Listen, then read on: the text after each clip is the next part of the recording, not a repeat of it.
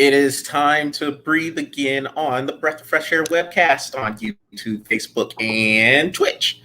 So, as you can see, I'm here along with Patrick, and we have some topics for you. Pretty interesting. Well, the first one, not really, because we kind of knew this was going to happen. But the second one, yeah, that's what's definitely going to be interesting. And then we'll get into a few other ones to top off the show. So, Patrick, I guess we will go ahead and start with this saga with the Green Bay Packers and Aaron Rodgers. So we have Aaron Rodgers showing up to the Packers facilities late Monday night, early Tuesday morning, whatever the time was. And he's going to do what we said he would do. He's going to be the starting quarterback for the Green Bay Packers come week one. So he is going to do it. All these stories. So all these stories from whoever, Adam Schefter, Ian Rappaport, all these different NFL insiders who said, oh, Aaron Rodgers, he doesn't want to play another game for the Packers, blah, blah, blah, blah, blah. Well, he's going to play another game for the Packers. And just like we said all along, being consistent, there's really no reason for him to go anywhere else. Where he's at right now, Patrick, that's his best chance to win a Super Bowl. If he's serious about winning, if he's serious about his legacy, it's his best chance right here. His best chance.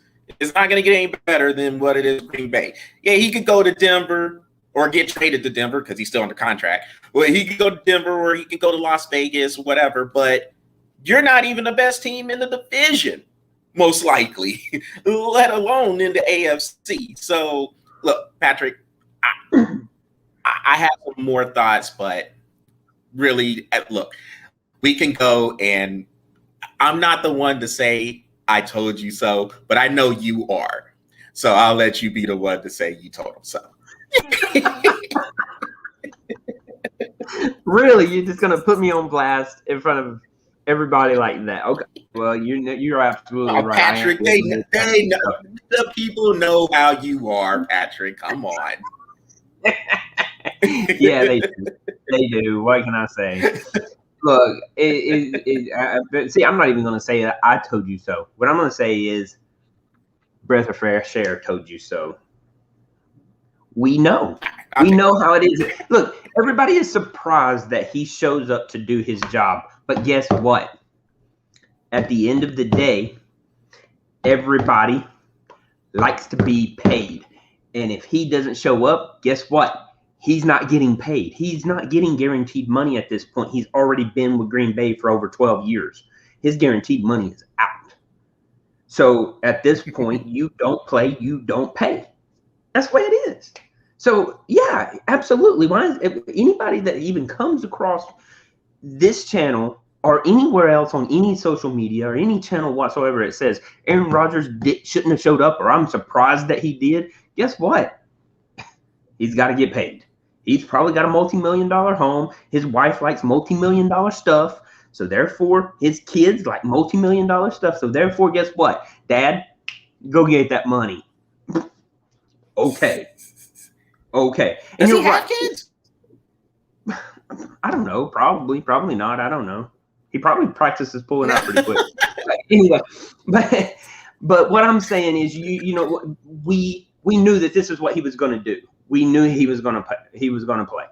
And back on to your point about his best chance, he could get traded to anybody else into the league.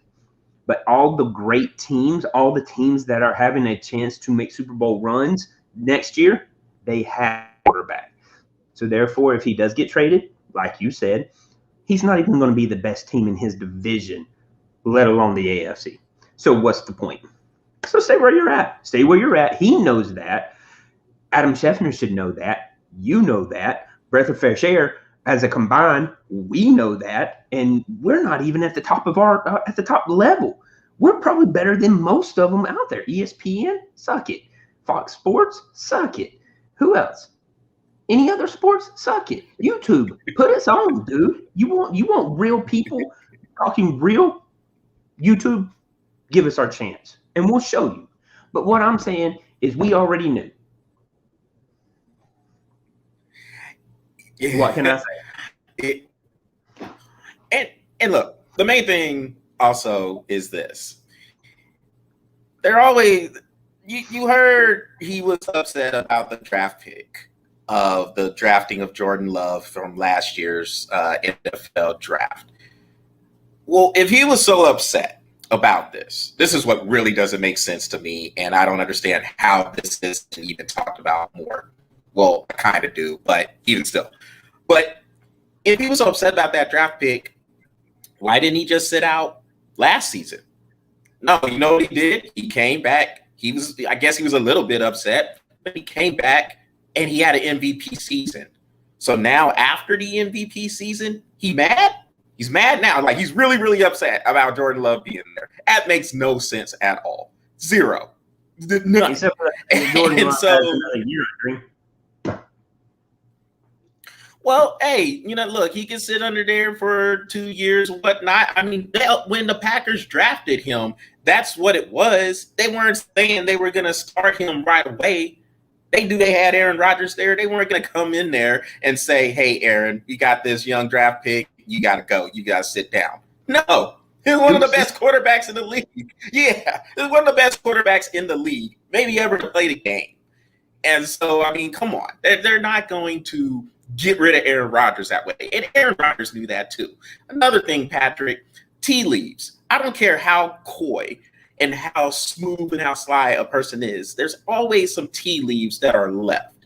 When he came on to ESPN and he talked to Kenny Mayne, he said himself, he likes the fans of Green Bay. He likes his teammates. He likes his coaches. He just didn't really have, he didn't have a good relationship with, I guess, the management. The right. GM, Brian Gutekunst, and the president, I think his name's Mark Murphy. And so, all right, cool.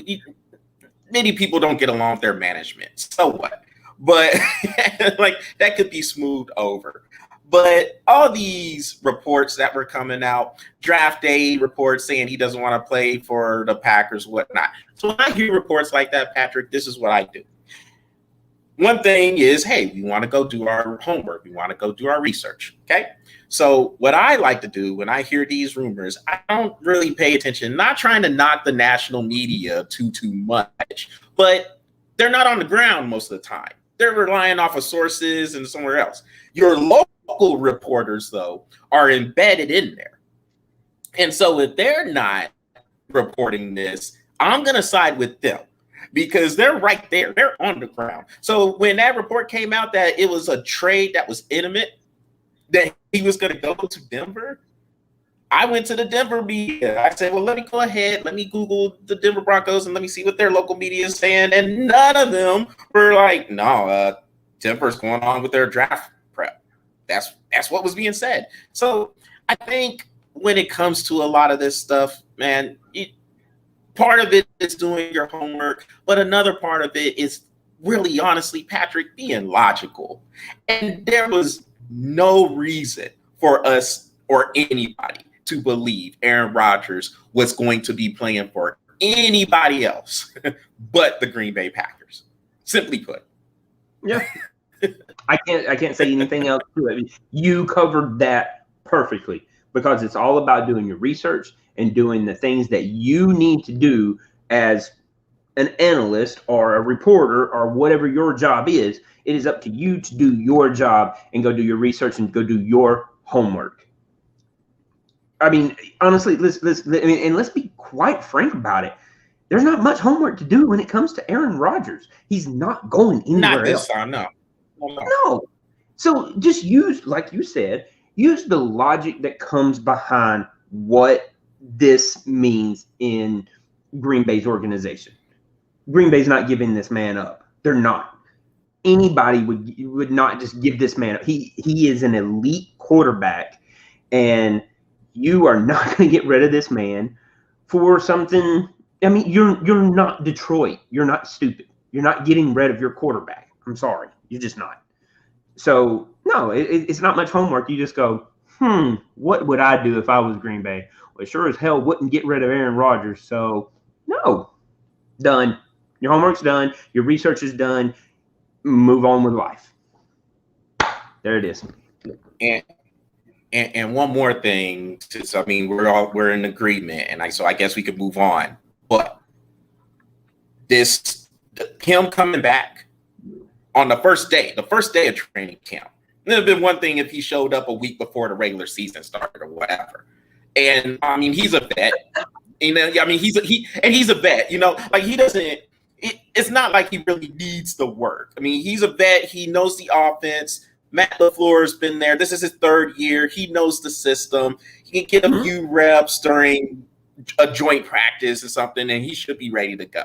But this just also proves this was really, to me, about hurt feelings. They blew an opportunity to go to the Super Bowl. What has Aaron Rodgers said when it came to NFC Championship games? He wanted to have one in Lambeau Field. They got that last year, and they blew it. Yep. That's what it comes down to. If they even make the Super Bowl, this is not a story. There's not a story.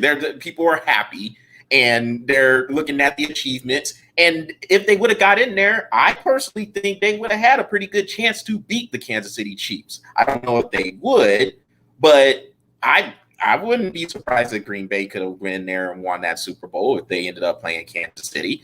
So, look, they had everything right there, Patrick. Home field advantage, 13-3, and they blew it. Yeah, best offense in the league, as well as the number 2 ranked defense in the league. And their special teams were off the charts as well. We've already went over this through many of our webcasts. We have went over this and over this. Number 1 in offense, number 2 in defense, and they're probably ranked somewhere top 5 in special teams. They had everything right there. It was literally handed to them. Here is a Super Bowl. Do you want it? And they were like, no, I don't. 3 interceptions. 3 interceptions. You're absolutely right.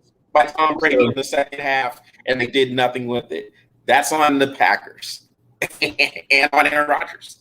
And that's why this really just came down to hurt feelings to me. And hurt, not really with the management. Hurt because you let opportunity go. Yeah. And so now it's blame management. Yeah. So whatever. Well, hey, Aaron Rodgers will be there. Like you said, how you doing, baseball legend? Good to see you with us. But yeah, man, I mean, I just think it's just one of those things where, hey, hurt feelings, go ahead, have some talks, mend the fences a little bit, come back stronger next year. That's all you had to do. And hey, Aaron Rodgers needs to step up and make plays. Simply put, people can be over here. They can say, "Oh, he done everything he did." Well, no, apparently not. He didn't do enough. He got to be better. Hey, sorry. Defense handed him 3 interceptions against Tom Brady, just like you said. Handed him 3 interceptions. Aaron, what's your job? To throw touchdowns. Then go score, dude. That's simple as that. Go score. Give me 3 points off of it. I don't even think they even translated any of those interceptions into points at all. So, Aaron, Aaron, what's the problem? You're number 1 ranked offense and score. Come on. No. Yep. Stop with your babiness. Get back out there on the field just like you were going to do and do your job. Thank you. And baseball legend, and what's with up? With that, let's move it on to this topic. So, Patrick, all right. So, both of us big college football fans. Oh, and this was going to be my shorty, man. Well, now I got to find another topic. You knew you could not come on this. We already went over this. We're going to do a webcast. We already went over this with the text message. I know. Yeah. I know. I'll talk about Simone Biles in the Olympics, I guess. Probably not, but yeah. All right. But yeah. Come on, Patrick. Come on, man. Well, so we have this bombshell, which I honestly think they've been talking about this for, well, behind the scenes. I'm sure the conversations have been going on for a few months, but you have Texas and Oklahoma basically saying, hey, we're out. We are out of the Big 12 conference. When this TV deal expires in 2025, it will probably happen earlier than that. But probably next year. They're trying to join the SEC. So look, we know we know it's a money play. It's a power play. The competition right now, if Oklahoma and Texas were to go to the SEC, both of them would get smashed, especially us. So those y'all Texas fan, we would get smashed right now in the SEC. We can't even win the Big 12. So you think we're going to come over to the SEC and wreck shop there? Get out of here, man. Look, all right, man. I got a history lesson for you after your view, but dude, no, bad. Well, power play for money, but we gonna get smashed on the field. Well, y'all would fall right in line with Missouri, absolutely. There's no doubt about that. But let's go over a few point of views because this, like I said, this was going to be my shorty. But now you're going to have to wait a couple of days for it until I find me a topic now. So I went over a couple of things with this. So let's just say, hypothetically, let's start this way. I don't think they're coming. For one reason, you're absolutely right. Texas and Oklahoma both would get totally smashed in the SEC. Not for long, maybe a couple of years, but then they would get their bearings about them. They would start recruiting the right way because they had no option but to. And I don't mean that they're bad at recruiting. What I'm saying is people will start going there because now they're going to have this huge limelight. That's one. Well, you're recruiting specifically for the conference. Exactly. That you're in. Yeah. Yeah. So you're going to go in a different direction. You're not going to be heavy offensive oriented, not like what the Big 12 offers. You're going to have to put some defense onto that field. You have to, or you're going to get smashed every single year. You can throw up 40 points. That's fantastic. But when the other team's throwing up 60, that's a problem, But in the SEC, you're not going to throw up 40 points, not on these teams. Like Alabama, Georgia, you're going to throw up like 15, 20, 25, maybe 30. But if you don't have any defense, these teams are going to put up 60, 65 points on you, and that's a total annihilation. So with that being said, I don't think they're going to come. But the next thing is Texas and how they like to have their own channel. There's the SEC channel, and then there's Texas's channel. Not to say that Texas doesn't deserve it, but they are very egocentric, and SEC is probably not going to allow that. They're going to say, if you're going to do this, then we want something in return. You know what I mean? And Texas they're not going to want that. They're going to want all of that money and those proceeds that come from their channel. SEC is like, nobody else has their own channel in the SEC. Why am I going to let you? So, no, that's not how it works. That's one. Now, let's say they do. Now, this is a restructure of what the SEC looks like.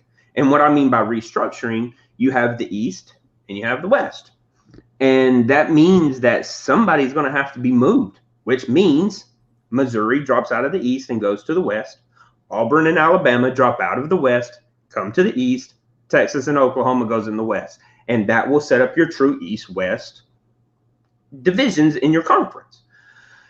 If they do that, Texas and Oklahoma coming over, that's also going to mean there's going to have to be some restructuring in the ACC. There's going to have to be some restructuring in the Big 10. There's going to have to be more recruiting in the Big 12 because now you're down to 8 teams and not 10, and you should be at 12. Those things have to start happening, which means there's a good chance that your independents might start going away because they're going to want a better chance, and they're going to, and the Big 12 is going to be recruiting those. They're going to be like, hey, we need some more teams in this conference. It's going to give you a better opportunity to make it to your 12 teams that's going in next year. So there's going to be a lot of restructuring if that happens. And, I think the NCAA still has some rule right now. And I don't know if even the NCAA will even allow it. Because this is a lot of work that's going to have to go into restructuring, rescheduling, those kind of things, because Texas is going to have to sit with their conference games. And it's not just one of those, oh, you had the best record in the conference, now you win the conference. Not like that. You got to actually pay for your conference now. So there's a little bit about what I was going to say. So a couple of things off of what you said. Number one, the Big 12 conference, if Texas and Oklahoma are to go there, that Big 12 is done. They're not going to be able to sustain because there isn't really that charter program. So what would happen if Texas and Oklahoma were to go to the SEC? Those other 8 teams, they're on the phone. They're going to be calling to see who will take them. Could be the Big 10, could be the Pac-12, it could be the ACC. Who knows? There's really no telling. But the Big 12, I think, is going to be pretty much done. Now, on top of that, remember what happened, what was that, 9 or 10 years ago? Big 12 was almost done then. And it was because of Texas getting the network, the Longhorn Network. Once they got the Longhorn Network, this was looked at by the rest of the teams in the Big 12 conference at the time as an unfair advantage in recruiting. Of course, like you said earlier, Texas is not trying to give that money up. Theoretically, all that money that does go to Texas is supposed to be divvied out equally through the rest of the teams in the conference. With Texas saying, no, we're not going to do that, well, then you had your fracture. There goes Texas A&M and Missouri to the SEC. There goes Colorado to the Pac-12. Nebraska goes to the Big 10. So here's a quick history lesson. For those who don't know about the Big 12. The Big 12 was the Big 8. All right, so you had Missouri, Iowa State, Nebraska, Colorado, Kansas State, Oklahoma State. Those are your 8 teams in the Big 8 conference. The 4 teams that came from the old Southwest Conference, which started fracturing conveniently because Arkansas left the Southwest Conference to join the SEC. And that's where your SEC chant actually started. Look it up, man. It's history. Because what happened was when Arkansas won their last Southwest Conference basketball tournament, and you remember those Arkansas teams back in the day, Patrick, they were beasts back then. And so they won the Southwest Conference tournament. And when they left, the fans for Arkansas started chanting SEC, SEC. That's where your SEC chant was born. But those other 4 teams, Texas, Texas A&M, Texas Tech, and Baylor, combined with those other 8 teams, and that's where your Big 12 conference happened. And then that just goes back to what I was saying about Texas wanting that contract with the Longhorn Network. They didn't want to divvy out the money, and then you had a fracturing. So the Big 12 almost became the Big 8 again, but they were able to add TCU and West Virginia to bring it back to 10 teams, and they were able to salvage it. So honestly, Patrick, I say all that just to point out the Big 12 conference was going to be the sacrificial lamb. They could try to stave it off as much as possible, but after a while, you're going to see teams like Texas and Oklahoma want to join the SEC. And to your point about the SEC as well, and then I'll be pretty much done at this point for me, but the SEC is the shot caller when it comes to these conferences because they're the strongest one in football. Because they're the strongest in football, and football is the number 1 sport in this nation. That's what makes them so powerful. People say the Big 10 conference is the one that's powerful, but if you're going to tell me that, if someone's going to make that argument, then I will bring to you last year when the Big Ten Conference decided they were going to cancel their fall sports because of the COVID pandemic. The SEC and the ACC and the Big 12 decided not to. And what did the Big Ten do after they saw the success the SEC had? Oh, we got to get this season back together.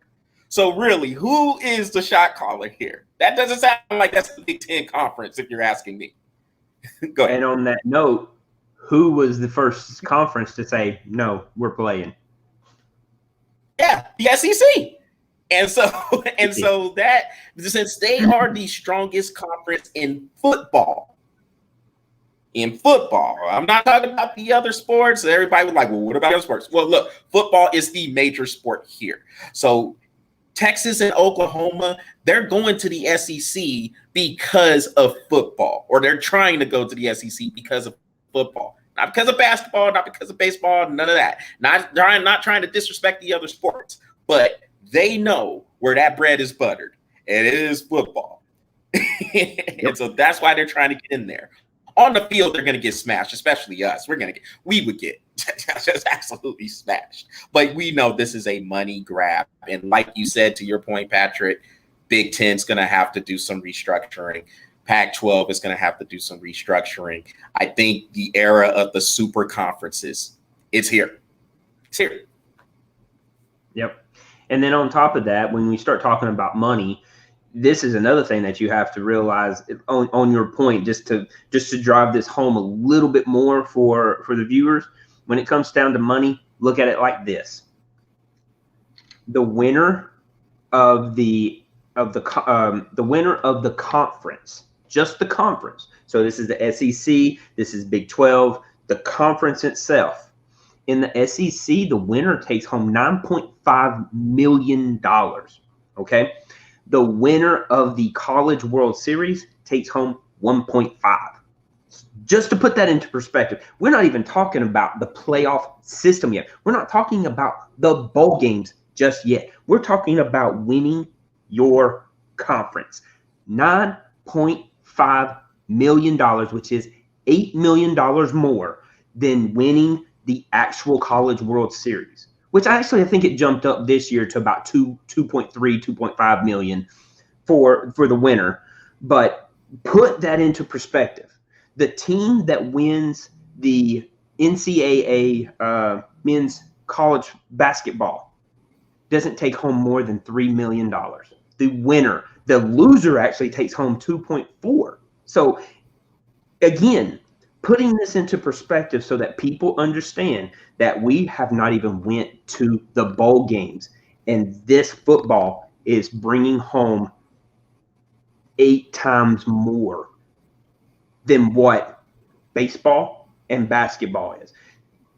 And again, we're still not talking about lacrosse. We're still not talking about the cheerleading championships, which actually kudos to cheerleading as a whole, because they have just got introduced to the Olympics as an Olympic sport. So congratulations to cheerleading. But that doesn't matter on all of this stuff, because all of that still doesn't make more than football as a single sport. So when Charles says that this is the number one sport in our country, it's because football is bringing home just as much as all of the other sports combined. And you know what? One more thing. Also, I know I said I was done, but I mean, I just keep on getting these points from what you're saying. So let's look at Texas A&M. Texas A&M. Remember, I said all the time, Patrick, when it comes to our rival, who do I think? When you ask me, who do I think our biggest rival is? And I've always said it's Oklahoma. It's not a disrespect toward A&M, but we have always looked at A&M as the little brother. You heard me. I don't have a problem with A&M, really. Like, I just kind of always just looked at them as the little brother. Obviously, A&M looks at themselves like that too. But being able to go to the SEC, they're like, no, we can step out.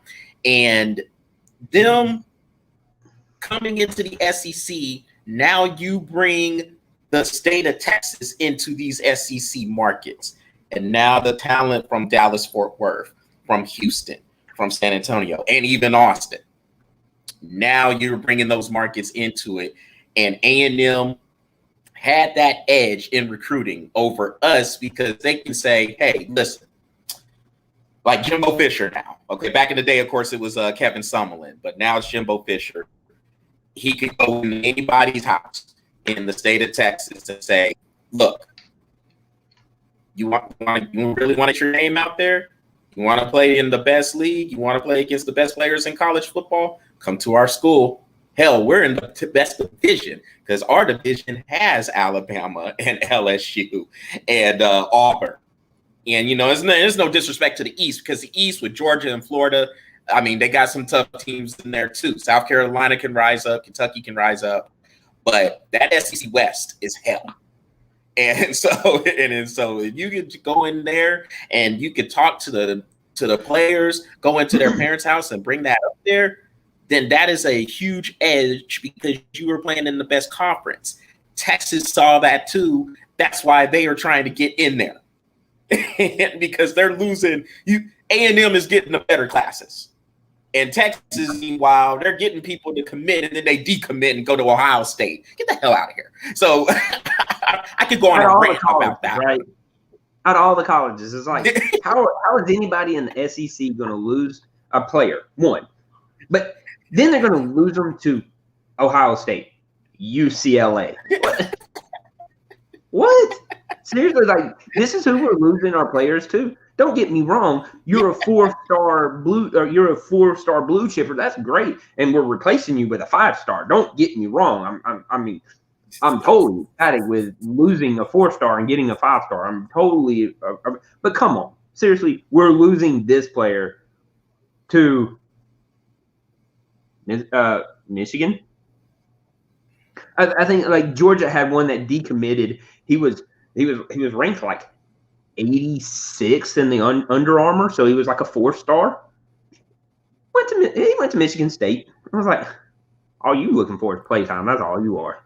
You're a 4-star, and you were top of your league in your school, in your high school. You were top of the league. Then you showed up to Georgia, and you were like, I suck.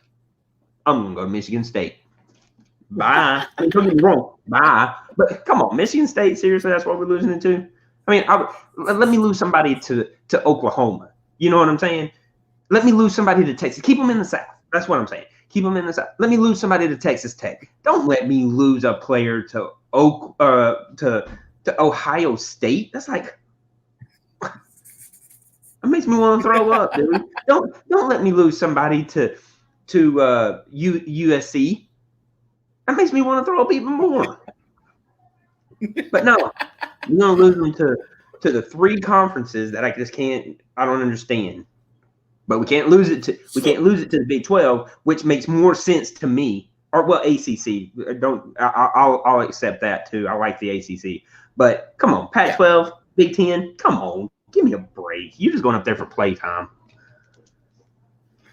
So Patrick, before we move on to the trade deadline for MLB, what do you think? I seen this article one day. Actually, our boy Bear, he sent the article to me, and it was a Yahoo Sports article about Texas. Huh?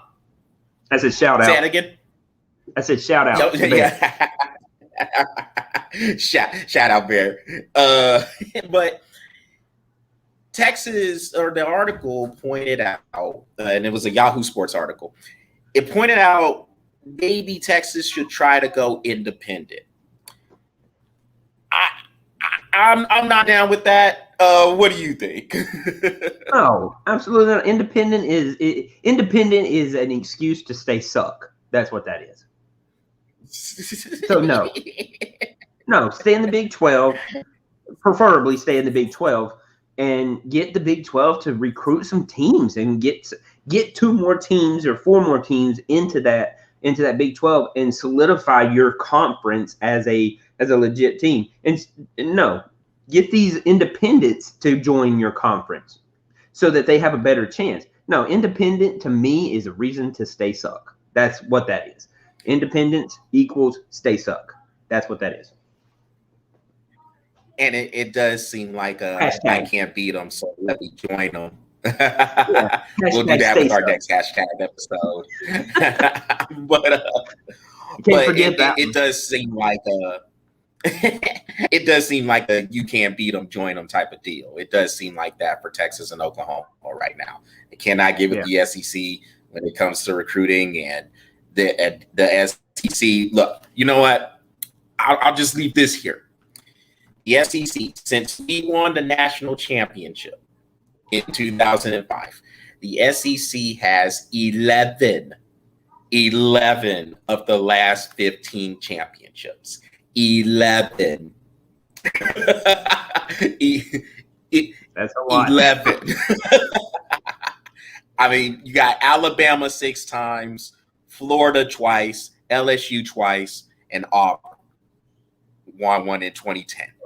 And I mean, and then the other teams, it was Florida State, Ohio State, and Clemson twice. And so I'm just like, 11. 11. And one day you're going to say, Georgia got one. And I'm hoping that's this year because, like, I seriously cannot. If we cannot win this year, I'm going to be like, there's no way. There's no hope for us. Because, I mean, like, I would love to see Georgia win one. Or solid. And JT Daniels, man, if he does not put it together, I'm a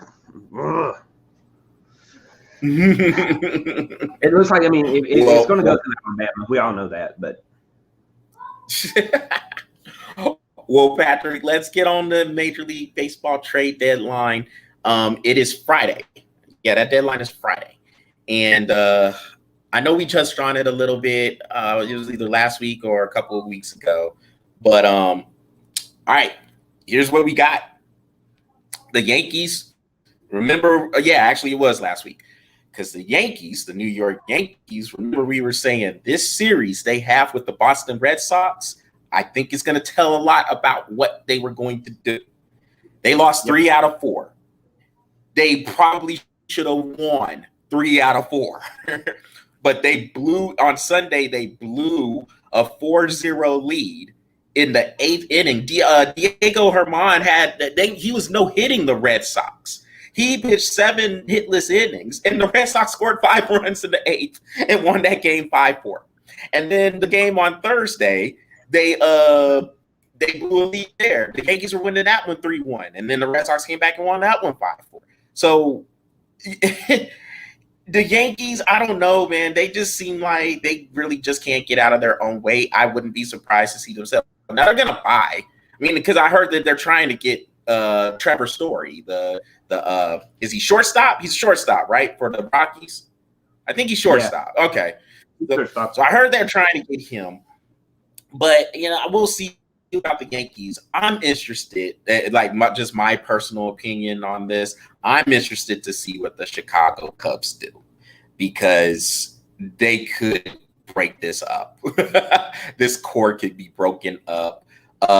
Scherzer is out there. I heard the 2 main teams who could acquire him are the LA Dodgers and baseball legend. You're going to hate this, but the Houston Astros, I heard, are on, they could acquire Max Scherzer too. So oh my God. I'll just, seriously, both of those teams? Dodgers, oh my God. Astros. Mm-hmm. That's what I heard. Dodgers and Astros could, one of those two could acquire Max Scherzer. Now Scherzer, I guess he has. I'd have to see the specifics of his contract. I do think he has a no trade clause or something like a no trade clause in there. But he's open. Look, he is open to the trade. But he has to approve his. He gets to approve his trade, and yes. It has to be. And even with that being said, the team has to offer him a team of playoff caliber. It's not just somebody. So in his clause, he has a no trade clause. You're right, but it has to be of a team that is playoff caliber. So even if they wanted to trade him to, let's say, for example, Texas, they can't offer him that because they're not playoff ready. You see what I'm saying? So it has to be a playoff team. So, I mean, and both of those, whew, can you? Oh my God, dude! Can you imagine him going to either one of those teams? I mean, they're almost instantly World Series like solidified. Wow. And the Dodgers can actually use him. And this isn't to say the Astros can't, but with Trevor Bauer, there's no telling what's going to happen to him. Yeah. And Kershaw's on the injured list right now too. Yeah, they can use a Scherzer right now. I mean, dude, like, man. Nasty. Personally, I would like to see him go to the Dodgers, but I mean, no. Well, don't get me wrong. I'd like to see him go to the Braves. You know what? Hey, the Braves. I gotta give Braves credit. They're hanging in. I think they split a doubleheader with the Mets. I don't know the score. Did they beat them today? Did the Braves beat the Mets today? No, I think they lost. No, I'm sorry. They slaughtered them. It was 12-5. They were down. Actually, they're in the bottom of the seventh, 12-5. There was a point where they were down when I looked at it. No, I lied. That must have been yesterday because Atlanta scored 2 in the first, 2 in the second, 3 in the third, 4 in the fourth, and then didn't score anything in the fifth, 2 in the sixth, didn't score anything in the seventh, and right now it's 12-5 Atlanta. Yeah, they split a doubleheader with them yesterday, and they were both low scores. Atlanta won 2-0 the first game, and then lost the last game 1-0. So it was just some good pitching in there for both teams. Yeah, maybe it was the day before. I was looking at one of them where Atlanta was down. They were down like three runs. And this is a 5-game set they're playing because they had a doubleheader today. And then, or not a doubleheader yesterday, and then they're going to play Tuesday or today, tomorrow and Thursday. So literally a 5-game set. So the Braves can make some leeway right here. They're able to get 4 out of 5 of these or whatever. But yeah, I'm interested. Oh, another team that I'm interested to see what they do. Seattle. Interested to see what Seattle could do. Seattle's been playing pretty good baseball this year. So I want to see if Seattle buys and if Chicago sells. And I'm interested in what they're going to do too. I was more interested in what Seattle's going to do than the Cubs. I kind of feel the Cubs are going to blow it up, especially, dude. And I have to, hey, good pickup from Atlanta, getting Jock, man. That was a good pickup. I'm more interested in see what Seattle's going to do because Seattle is right there. They're hanging in games. They're playing really well. Their pitching is starting to step up. So I'd like to see them go out. And personally, I'd like to see Seattle go out and get somebody like Max Scherzer. That maybe not him, but somebody like him, somebody of that caliber, and kind of beef up that pitching rotation a little bit and let the bats do what they may, kind of thing. Because I think Seattle is right there. They just need that one little thing to get them over that hump. And they're playing really well right now. So, but I think Chicago's going to blow it up. I think they're done. I'm kind of with you on that. I just wonder who they're gonna trade or try to trade. Is it Javi Baez? Is it Chris Bryant? It's Anthony Rizzo? I mean, the Cubs have some players there, but I think it's almost like when they won that World Series in 2016. I don't even know if they stopped partying still. I don't think so either. Because they just been kind of just on a downward spiral ever since then. And I just wondered, I said, well, I mean, so what? Did you guys just say to yourselves, y'all won the World Series and we're not going to play anymore? Because we're already legends? Because they are. They basically are already legends. They broke 108-year curse. Yeah. Well, settle in for another 108 years, Chicago, because you ain't winning another. Not with this team. Yeah, I'm with you though. I just want to see what they're gonna move, who they're gonna move, and what are they gonna acquire? Are they just gonna get a whole bunch of prospects to try to rebuild the farm system, or how they? Because the Cubs, they were spending. I mean, they went out there. Now, obviously, Chris Bryant. Chris Bryant and Javi Baez. They were coming out of the farm system. But they had some big contracts for guys like John Lester, guys like Jason Hayward. They had some big contracts that they had. And some of those, a couple of those people they got from trades, so they had to part with prospects. So now you're in a situation that, look, just don't get in a situation like what I'm seeing here locally with the Texas Rangers. I don't know when we're ever going to be good again. I mean, stop taking your prospects, man. They're doing exactly what Atlanta did 6, 7, 8 years ago. You remember when Atlanta just kept selling off their prospects? They'd go into the draft, they'd come back out, money. They were supplying the entire other 31 teams with the best players that you could possibly play. You know what I mean? So Texas is doing that now. And then one day they just decided to blow it up. Yeah, blow it up. They kept all of their prospects, and then they just made a hell of a team.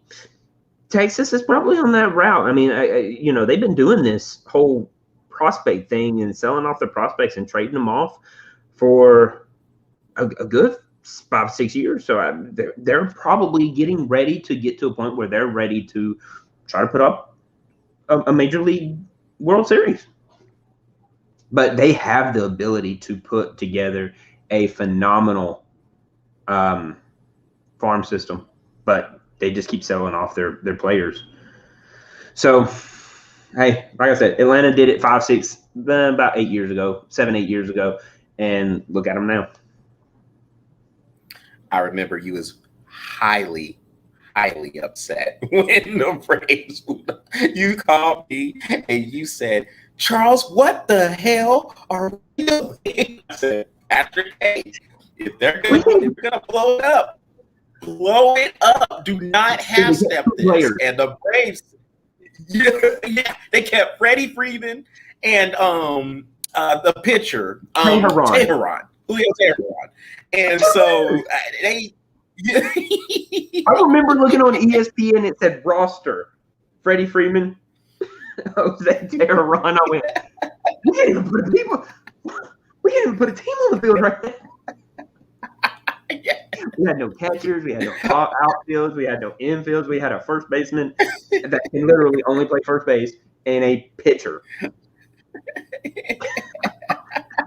Dude, our farm system was completely wiped out. They had nobody there, but we had millions of dollars. So, hey, trust the process, man. I mean, I know it's scary, but God. Start it over, man. Well, Patrick, hey, before oh, dude, I remember that day, man. Get out, man. Yeah, and you, dude, you was hot, dude. It was funny just hearing that reaction. I'm like, Patrick, dude, if you're gonna blow it up. And the Braves, they came in there with TNT. Yeah, I know, right? They sold the Gatorade packets. Everything was gone. And I remember saying, Charles, you realize we are 5 weeks away from opening day, right? And you were like, well, yeah, but it'd be okay, and they'll put somebody out there. And I was like, yeah, but who? Hey, they'll field the team. They'll field the team. How good they are, I don't know. That was our moment, dude. We could have been playing for the Braves. They just needed a body. Give me $300,000. You can pay me way below minimum wage.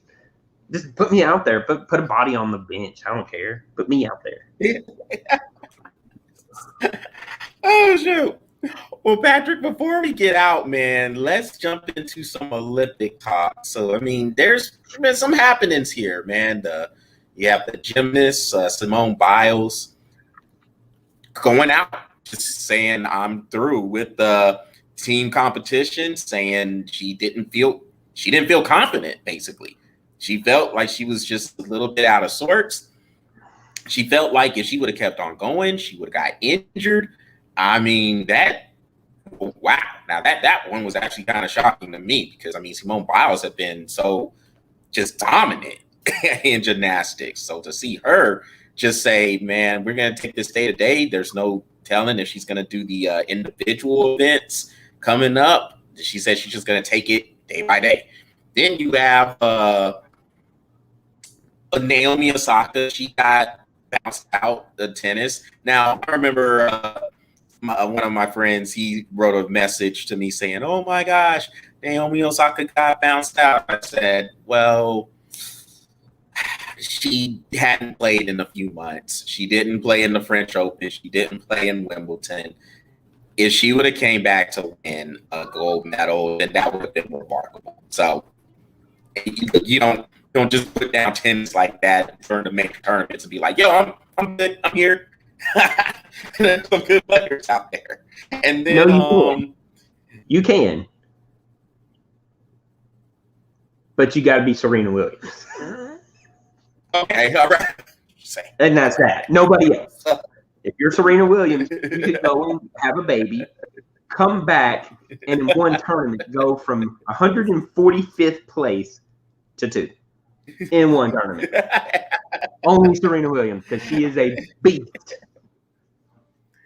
Oh man! And then the U.S. basketball team.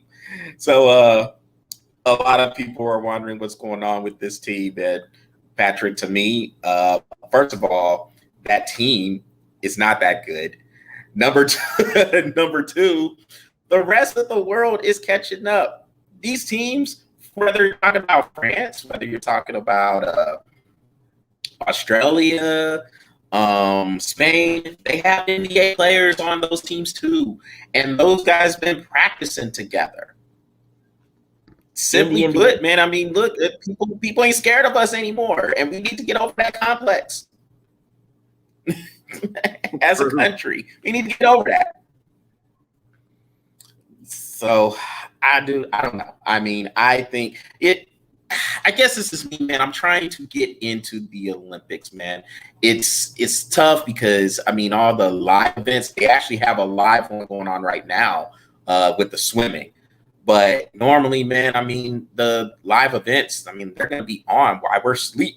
So we're going to have some sleepless nights if we're going to catch them live. But, I mean, I'm trying, Patrick. I'm trying to get into the Olympics. I've been an Olympics fan, but it's hard to get into this year. I don't know what it is. Maybe it's because it's a little bit off kilter because it was canceled when it was supposed to happen. But I don't know. I mean, look, I've been watching a lot of, I say a lot, but it's been a lot of like volleyball. I've been watching a lot of swimming. Swimming is like one of my favorite sports. I don't even like to swim, but it's like one of my favorite sports to watch because it is like, I don't know, maybe it's because it's just so different than what you get to watch every single day with baseball, football, basketball, baseball, football, basketball. And you finally get into this event like swimming. I think that is phenomenal because to me, like you were saying, we're not the best country hands down anymore. There is so many people out there that are catching up with us, whether they're coming to America and they're practicing with our coaches, or whether they're just naturally born to do what this sport is asking them to do. So, I mean, swimming has been one of the things I've watched the most, and what's her name? Lydia, whoever it was. Lydia Jacoby. Yeah, Jacoby from Alaska. Hey, congratulations, 17 years old, winning your gold medal. Congratulations on that. But I mean, those kind of things, like I enjoy watching the swimming. But back on the Simone thing, I did have a thing to say about this. Mm-hmm. And this is just a personal opinion, the way I've been watching, I watched a little bit of gymnastics here and there. And I'm going to tell you something about this girl. She is 24 years old. She is still an Olympian. That's amazing in gymnastics, especially when China's putting out 5-year-olds out there. You know what I'm saying? So, well, 12, I mean, 13, they are pretty young they are for young. China. I mean, like 5 years old, they're coming out going like little infants going. This is true. I'm like, this is true. How do they do that at 5? But the fact that Simone is 24 years old and she's still hanging in there, this is my personal opinion. I don't know how anybody else feels about it. I would love for y'all to drop the comments and let us know. But this is how I truly feel about her. She is a trendsetter. She does things that no other gymnast dares to do. She is doing these like that one thing that she did a couple of nights ago off the horse. She did the straight leg double backflip off of a half axel. I was like, only men do that, and she's out here doing and landed it. Like, that's amazing to me. But because she tried such a hard dismount, it feels like the judges are dinging her because she is setting the bar way too high for the other gymnasts. And I get where she's coming from. I mean, honestly, if you're gonna keep dinging me over and over and over again because I'm doing things that no other gymnast can do, that's not fair to me. She should be ranked higher than anybody out there. She should be blowing the competition away. That's what the Olympics is about. And I kind of feel like that's what they're doing to her. They're dinging her and they're setting these expectations so much like lower so that she has to be even keel with the rest of the gymnasts. Personal opinion, that's how I feel about it, because the things that she's doing out there is not what other gymnasts can do. They can't do it. They physically cannot do what this woman is doing. And I feel that the judges are hitting her so much harder because she's able to do it and everybody else can't, to keep the playing field equal. Again, personal opinion. I really do feel that way, though. Yeah, I mean, I think just catching the little bit that I saw, she just seemed a little off. Now, I'm with you with the bar because she has set really, really high. And looking at the routine, her coming off, where I forget what it's actually called, but you get the running start and then you flip over the bar and then you do your axles and all that. I forget what the event is called, but okay. She didn't. I mean, the landing was it was a little bit off. It was definitely not typical Simone Biles. But I will say also with her saying, you know what, look, I don't think I'm with it. I'm gonna go ahead and I'm gonna pull it out because I feel like I'll hurt the team. A lot of people are gonna give her flack for that, but that takes a lot of guts to say, man, I do not have it. I just do not. I feel like I'm hurting the team more than helping. I'm out. And so now she's sitting here. She's taking it day to day. And then when you just relate it to what Naomi Osaka's going through, it's just one of those things where you're sitting here, you're looking at where the mentals are. And I know in her interview after she had pulled out of the team competition, she had said, man, look, this was a tough year. Everything was just a little bit off. Now, granted, I get it. All these other athletes are kind of dealing with the same scenarios in terms of not being able to compete in, I guess, when you would expect to compete, in your 4-year increments that it is for the Olympics. But hell, some people are just handling it better than others. And it just goes to show you, even the strongest and the most dominant competitors, they can have some moments of weakness, man. And it's okay. It's okay.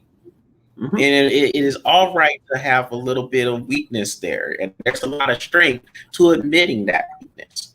And yeah, you got your people. Like I said, they're gonna come out here. You're gonna see it tomorrow. I'm sure. Oh, Simone Biles pulled out. Why she pull out? You know, nobody else pulling out.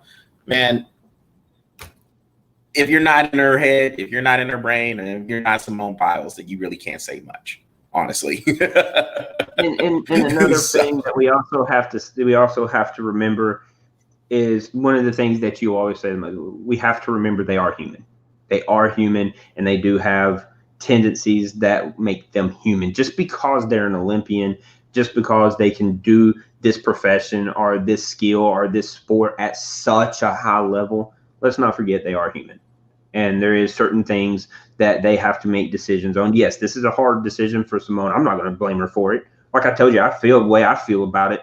And yeah, she probably is a little off, but she's not off as much as people may think. I mean, I'm talking like fractions of a point. This is how much and if she's not feeling she's at top of her game, it's a hard decision to make. But let's remember that she is human. But I do have a question for you, and I know we are right on our time to get off, but I do have a question for you, and I'll make this quick.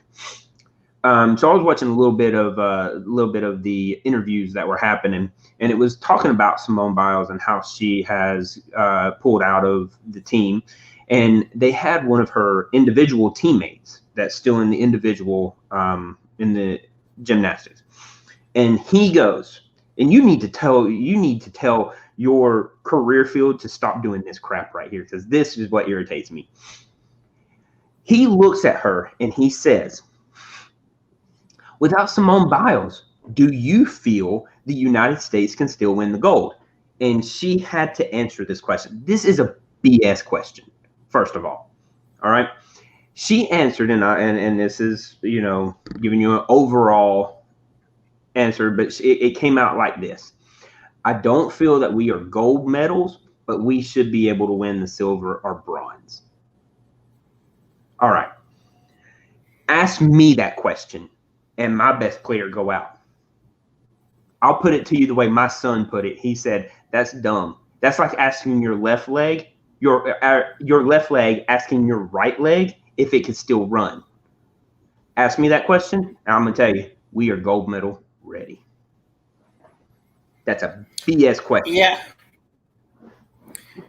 Yeah. You wish there were better questions asked than that one. It's one of those things where you think to yourself, what do you expect the person to say in that situation? And so,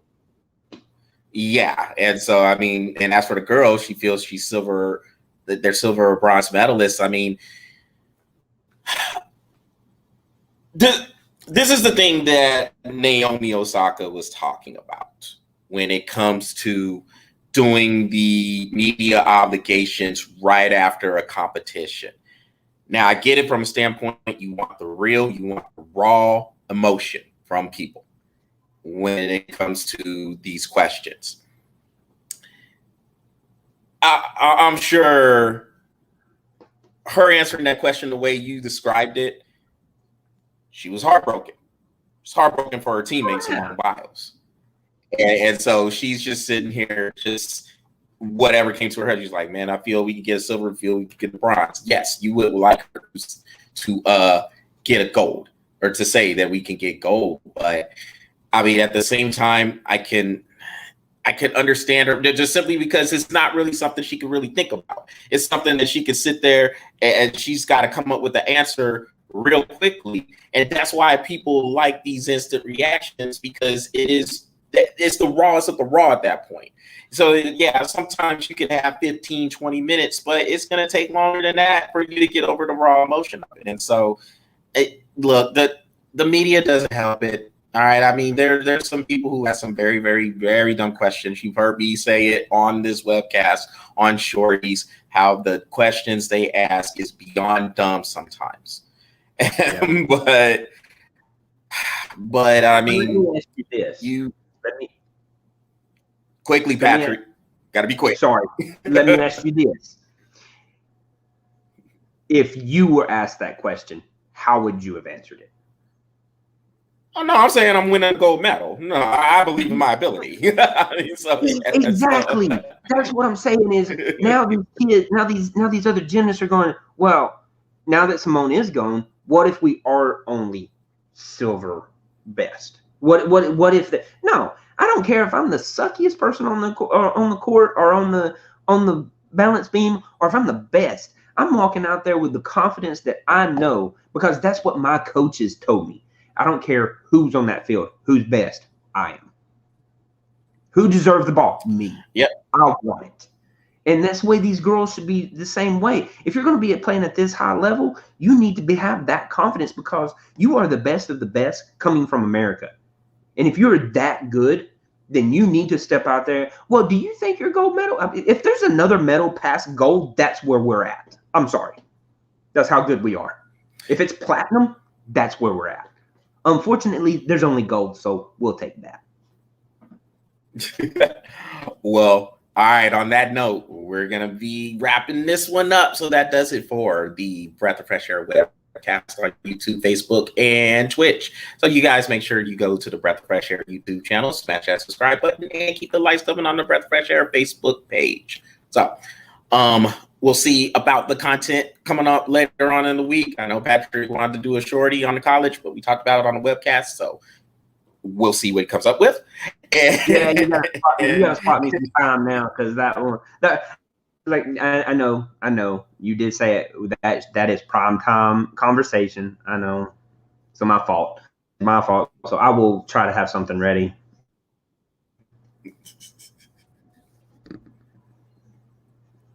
Don't laugh at me. All right. Well, sorry.